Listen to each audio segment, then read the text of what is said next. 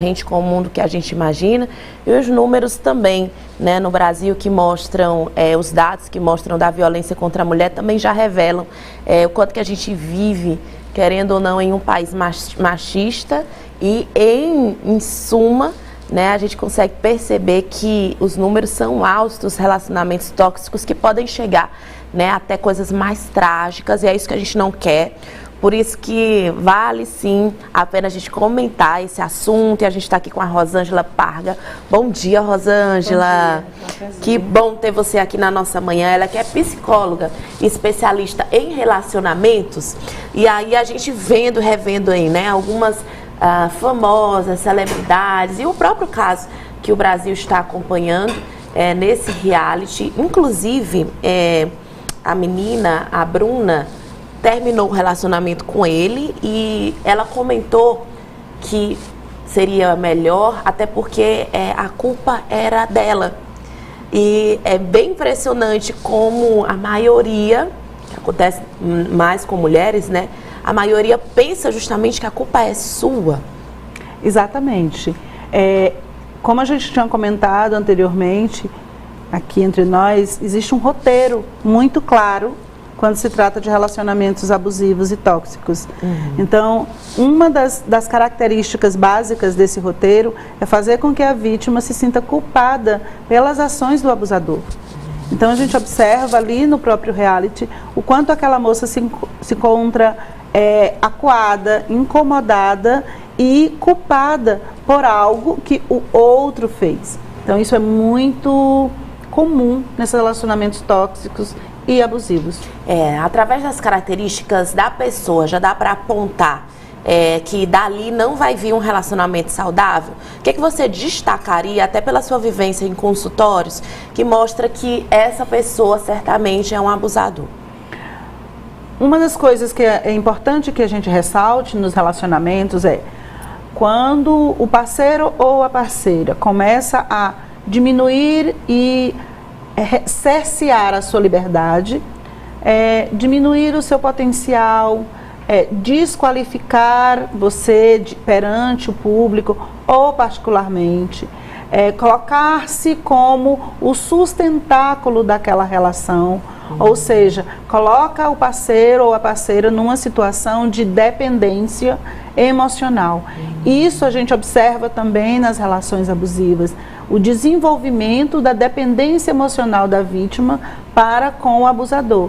E esse desenvolvimento, ele se dá muito também em função dessa pessoa que está no papel de abusador, ele potencializar essa dependência. Como? Acusando a vítima de que ela não consegue sobreviver, por exemplo, sem a presença daquela pessoa.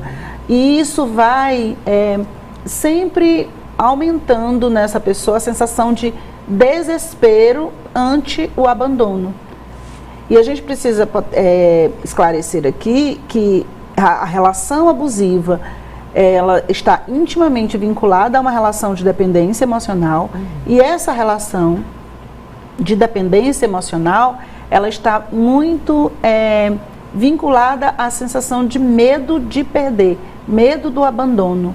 Então a vítima se sente nessa situação e, como a gente falou anteriormente, ela dessensibiliza, porque medo da perda, Raquel, causa uma dor física. Então ela vai aguentando porque ela acha que é necessário para ela, que ela não vai conseguir viver sem aquilo, e dessensibiliza justamente para esses sinais, né? Isso. A pessoa tá lá maltratando, acabando com o seu psicológico, mas aí você, não me imagine sem ele, não, eu que na verdade provoquei, e aí vai ficando. E aí a gente observa nessa dessensibilização a justificativa. A vítima começa a justificar e a aceitar comportamentos que o público, que quem está de fora da relação já observa que aquilo não vai dar certo, que aqueles atos, que aquelas situações são situações de dor, de sofrimento, e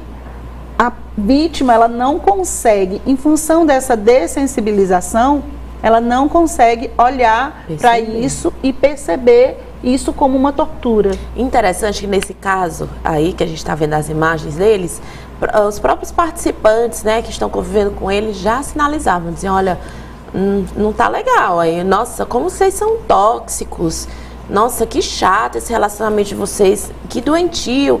E foi obrigado o apresentador fazer um comentário e ainda assim a menina chega a dizer assim, ah não, mas foi uma brincadeira, né? E a frase é aquela ali, você vai tomar umas cotoveladas na boca. Será se também isso não já fazia parte, traçando até um perfil psicológico da vítima, né? Não já faz parte da vivência dela se acostumar? Porque, sinceramente, você ouvir isso de um homem e achar isso normal, você precisa realmente avaliar que tipo de universo, de pessoas você convive, né? Exatamente. E uma coisa importante que a gente precisa colocar também, essa frase brutal que é emitida e a qual ela desvaloriza, ela minimiza o efeito, ela coloca como sendo algo à toa. E aí a gente observa que se nós formos pegar o histórico de relacionamentos das vítimas de relações abusivas, normalmente eles se repetem. Essas vítimas, elas sempre, às vezes em consultório ou em outras situações, a gente até ouve aquela frase, ah, eu tenho dedo podre para relacionamento. Olha aí, presta Por que atenção. o dedo podre? O dedo podre, na realidade, é a repetição das situações. Então, quando é que eu repito uma situação? Quando eu não consigo ter um nível de autoconhecimento suficiente para entender o meu valor, o que eu posso tolerar, qual é o meu limite. Quando isso ocorre, a tendência do indivíduo é repetir a situação. Então, o dedo podre, digamos assim, está mais associado à falta de autoconhecimento mesmo. Então, quando ela minimiza essas situações, provavelmente ela também já tenha vivido isso anteriormente. E provavelmente achado natural, normal. E é bem interessante a gente falar sobre o ciclo do relacionamento abusivo. Teve até um humorista que comentou, né? Ou seja, a psicóloga Lerone Walker escreveu da seguinte forma: há uma construção de tensões, ou seja, ofensas verbais, humilhações, brigas, né? Aí tem o isolamento da vítima, aí depois vai para a explosão, para a violência, aí vem a violência moral, a violência física, né? Porque isso que ele falou no Big Brother foi uma violência verbal, né? E no final vem a lua de mel, né? Aí volta para o mesmo ciclo, ou seja, na lua de mel, a pessoa pede perdão, diz que não vai mais fazer, e aí começa tudo de novo e vira um ciclo vicioso emocional que muitos não conseguem se sair, né?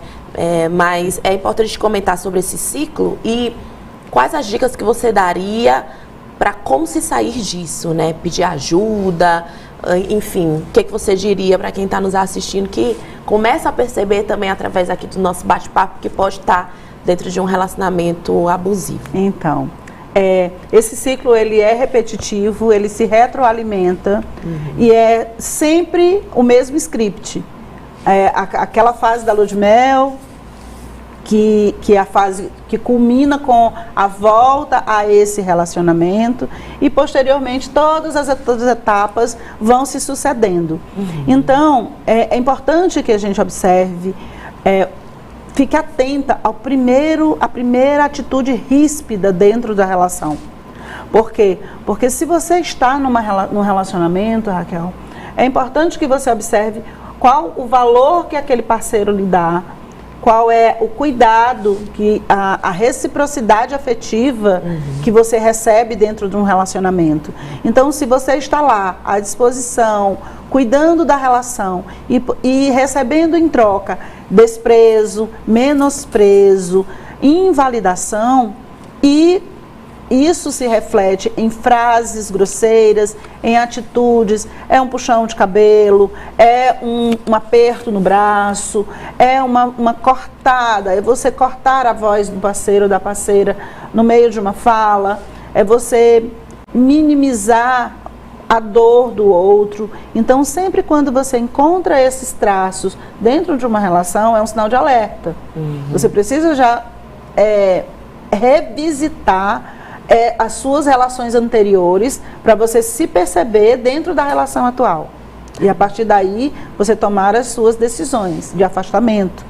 A decisão mais sábia. Inclusive, procurar, né, ajuda, porque às vezes sozinho você não consegue, às vezes até a amiga já está dando um toque, mas aquelas pessoas mais próximas, às vezes, não são as melhores pessoas com quem você quer se abrir, e procurar uma boa profissional, um bom profissional que realmente vai poder te ajudar a ter uma vida mais feliz, viu, gente? Porque, na verdade, relacionamento é para complementar, não é para subtrair, né? Não é para diminuir, não é para ofuscar seu brilho, é para te fazer para somar na sua vida. Bom, eu queria agradecer a Rosângela aqui mais uma vez. Quem quiser conferir também um pouco mais do trabalho dela, tá lá no Instagram, psicóloga.rosângelaparga, tá? Ela que é maravilhosa, já fica o convite para você voltar aqui no nosso programa. Muito obrigada. Cheirinho do bolo tá bom, né, Rosângela? Tá ótimo, Quiser maravilhoso. ficar aqui também, tá bom? Inclusive, hoje aqui tá recheado de bolos, pães, frutas. Fazer um agradecimento especial à Padaria Evolução.